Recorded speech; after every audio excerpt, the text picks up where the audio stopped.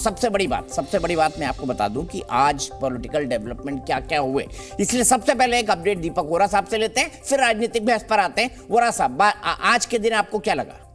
वोरा जी अभी नहीं जुड़े हुए हैं, तो मैं शहजाद से ही शुरू करता हूं। शहजाद जी, शरद पवार जी का ये बयान, इस पर आप क्या कहना चाहेंगे? क्योंकि पीयूष गोयल जी ने, नितिन गडकरी जी ने, दोनों ने इस बयान की भत्सना की है, साथ ही साथ देवेंद्र फडणवीस जी ने भी। आप क्या कहना चाहेंगे शहजाद? क्या लगता है क्यों शरद पवार जी ये बयान दे रहे हैं? क्या मुसलमान वोटों के लिए? कुछ लोगों की आदतें बदलती नहीं हैं। पैलेस्टाइन तो बहाना है, दरअसल आतंकवाद और हमास के बचाव में आना है। आपको याद होगा दीपक जी, ये वही शरद पवार जी है। उन्होंने एक इंटरव्यू में कहा था, जब मुंबई में बम विस्फोट हुए थे तो 12 विस्फोट हुए थे, तो उन्होंने 13वां विस्फोट मुस्लिम इलाके में हुआ ये इजाद कर दिया ताकि ऐसा लगे कि ये हिंदू आतंकवाद का भी इसमें एंगल है। एक प्रकार से उस समय पर जो आतंकी थे, दाऊद इब्राहिम और टाइगर मेमन, उनको भी क्लीन चिट देने की पैरवी, उनके भी काले कारनामों को व्हाइट वॉश करने की कोशिश की गई। और ये पूरा जब से घटनाक्रम शुरू हुआ है, फिलिस्तीन के नाम पर हमास की तो पैरवी हो रही है। CWC का रेजोल्यूशन आया, उसमें हमास के आतंकी हमले पर कोई चर्चा नहीं की गई। मैं राजस्थान में बैठा हूं, कांग्रेस के एक राजस्थान के नेता ने तो सलाम कर दिया हमास के जज्बे को। के शैलजा, लेफ्ट के एक लीडर है, उन्होंने ट्वीट किया हमास आतंकी गुट है, उनकी पार्टी वाले उन पर टूट पड़े तो उनको ट्वीट हटाना पड़ा। समाजवादी पार्टी के अबू आजमी कहते हैं मैं दुआ मांगूंगा फिलिस्तीन के लिए, परंतु फिलिस्तीन का बहाना बनाकर क्या कहते हैं मैं आपको सुनाना चाहता हूं, सुनिए।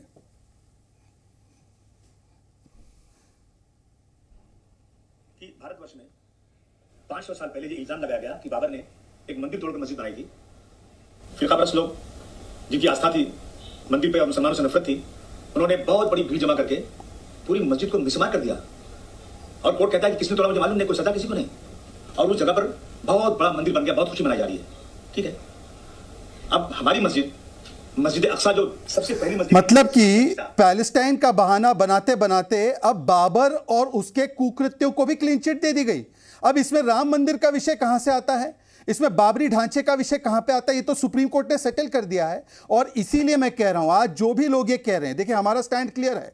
फिलिस्तीन के साथ भारत जो रहा है वो पहले से रहा है, परंतु आज फिलिस्तीन के स्व अस्तित्व का सवाल नहीं है, कोई कब्जे का सवाल नहीं है, फिलिस्तीन इजराइल के विवाद का सवाल नहीं है। सवाल सिर्फ यह है कि एक आतंकी हमला हुआ इजराइल के मासूम नागरिकों पर, परंतु उसका खंडन करने के बदले आज हमास की ये पैरवी करने वाली पूरी PR मंडली है। और मैं इनसे पूछना चाहता हूं, इससे पहले अगर ये फिलिस्तीन के लिए इतने ही इनका दिल धड़क रहा था, तो क्या 7 अक्टूबर से पहले फिलिस्तीन के लिए कितने इन्होंने ट्वीट या समर्थन में प्रदर्शन किए? आज ही क्यों कर रहे हैं? आज तो सवाल यह है ना कि मासूम नागरिक मारे गए, तो इजराइल के भी मासूम नागरिक के लिए दुआ मांगे, इजराइल के भी मासूम नागरिक के लिए खंडन कीजिए हमास का। परंतु एक भी व्यक्ति हमास का खंडन नहीं कर पाएगा। और यही बता रहा हूं मैं कि फिलिस्तीन बहाना है, दरअसल हमास की पैरवी करने के लिए इनको आना है। ठीक है, डॉक्टर अनुराग भदौरिया जी बताइए, मुसलमान वोट बैंक के चलते ही आप सरकार से अलग लाइन ले रहे हैं? जी, मुझे एक बात अभी तक समझ में नहीं आई कि भारतीय जनता पार्टी को इसमें क्या आनंद आ रहा है। भाई, झगड़ा हो रहा है फिलिस्तीन का, इजराइल का, और हम कहते हैं हम हिंसा का विरोध करते हैं। इजराइल ने जो हिंसा की उसका भी विरोध करते हैं, फिलिस्तीन ने जो हिंसा तरफ से हुई उसका भी विरोध करते हैं। मानवता बचनी चाहिए, इंसानियत बचनी चाहिए, मार काट का हम विरोध करते हैं। हम गांधी के देश के लोग हैं, अहिंसा पे चलने वाले हैं। लेकिन देखिए मजेदार बात, भारतीय जनता पार्टी लास्ट 15 दिनों से हमास आतंकवादी संगठन है जिसने इजराइल के 14 लोगों को मार डाला। इजराइल पे चर्चा करें। डॉक्टर भदौरिया जी, आप गांधी के देश में है ना, तो बोलिए हमास एक आतंकवादी संगठन है जिससे इजराइल के 1400 लोगं को मार डाला।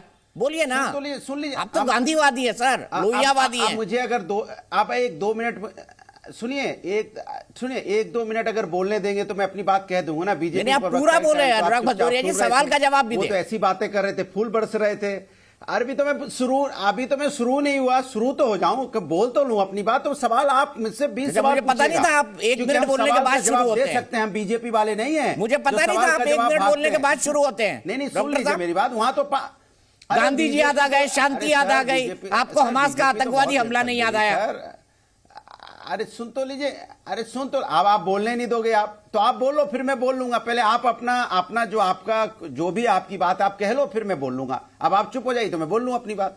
मैंने कहा हम गांधी के देश के लोग हैं, अहिंसा पे विश्वास करते हैं, आतंकवादी चाहे कोई भी हो, किसी भी धर्म का हो, किसी भी जात का हो, किसी भी देश का हो, हम उसकी निंदा करते हैं, तो हमास की खंडन निंदा करते कर हैं। दीजिए। लेकिन मेरा सवाल ये नहीं है, मेरा सवाल ये है कि हम बिल्कुल, मैं कह रहा हूं कोई भी आतंकवादी संगठन, हमास का नाम हम किसी लीजिए, बोलिए हमास संगठन का आतंकवादी सपोर्ट नहीं संगठन है। करते। लेकिन मैं अपनी बात कर रहा हूं, आप फिर मेरी बात, अरे चाहे हमास हो, चाहे बिमास हो, चाहे हम हो, चाहे आप हो, कोई भी आतंकवादी घटना करेगा, आतंकवादी गतिविधियां करेगा, हम उसको समर्थन नहीं देते। अब मुझे बोलने दीजिए प्रभु, आपकी बात हो गई हो तो मैं अपनी बात कह लूं।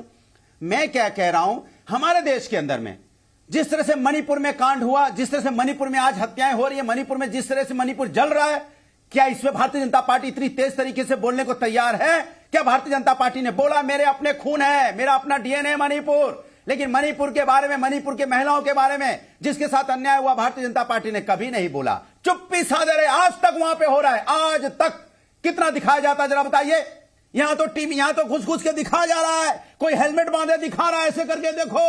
अरे भैया, इजराइल और आपको फिलिस्तीन की इतनी चिंता, लेकिन अपने हिंदुस्तान के व्यक्ति की चिंता नहीं, हिंदुस्तान की बहन बेटियों की चिंता नहीं।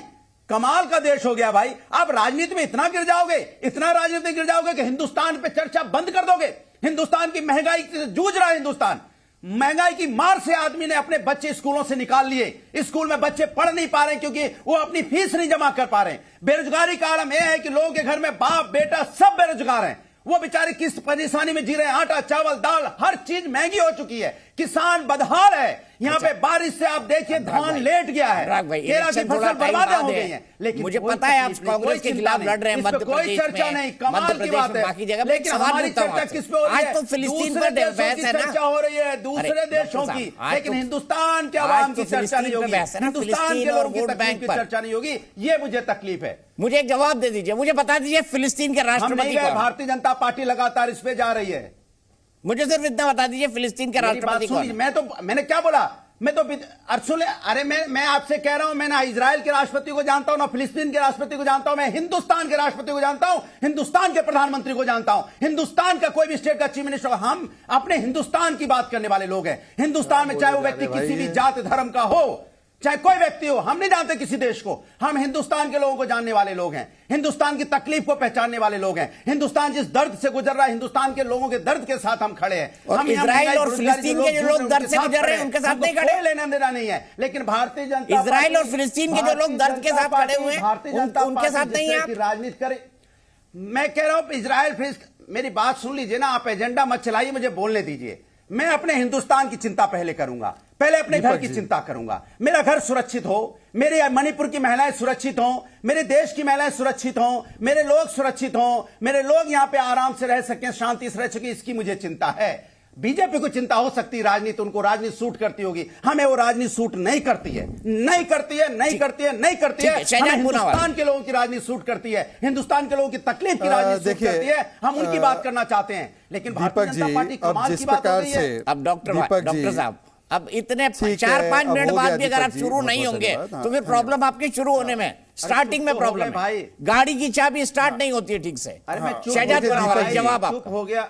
नहीं अरे सर, मैं चुप हो चुका हूं। दीपक जी, इनकी